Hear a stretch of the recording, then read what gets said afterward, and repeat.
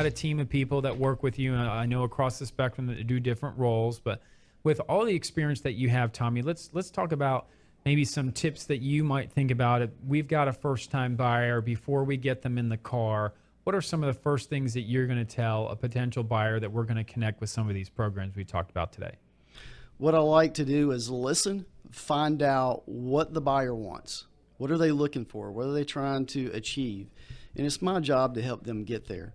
So I do kind of a needs assessment, and then quickly, I know about these programs, but I will get a lender on board. That's right. And we just had one there yesterday where we had that same scenario. Tommy sent them over. We got their information in, put them in the system, ran the credit, got them qualified.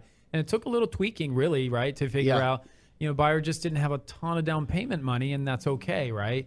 But we identified an assistance program that would meet the buyer's needs, and now we've got them qualified, writing a contract on a home potentially today. So that's how it works. So getting qualified is step number one.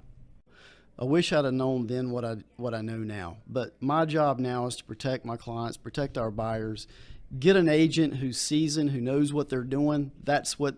Look, we don't have much off time.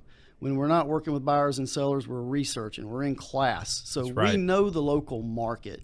And that's not to toot our horn, but it's just what we do. So we have that expertise available. Come and take advantage of it. That's right. Absolutely. So that's some great tips there. And I'm going to jump in and add one of my tips on the buyer side now is now we've got you qualified. We got you out there shopping for a home, but really the next step is to work towards getting pre-approved.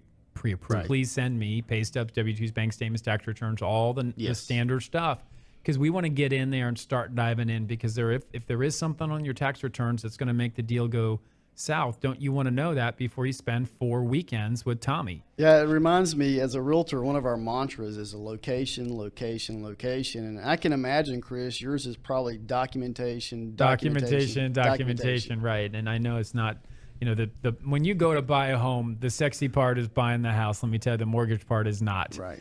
But nonetheless, our team is going to jump in there and make sure that we're looking at your documentation early in the process. And in many cases, we're going to submit your file right to the underwriter.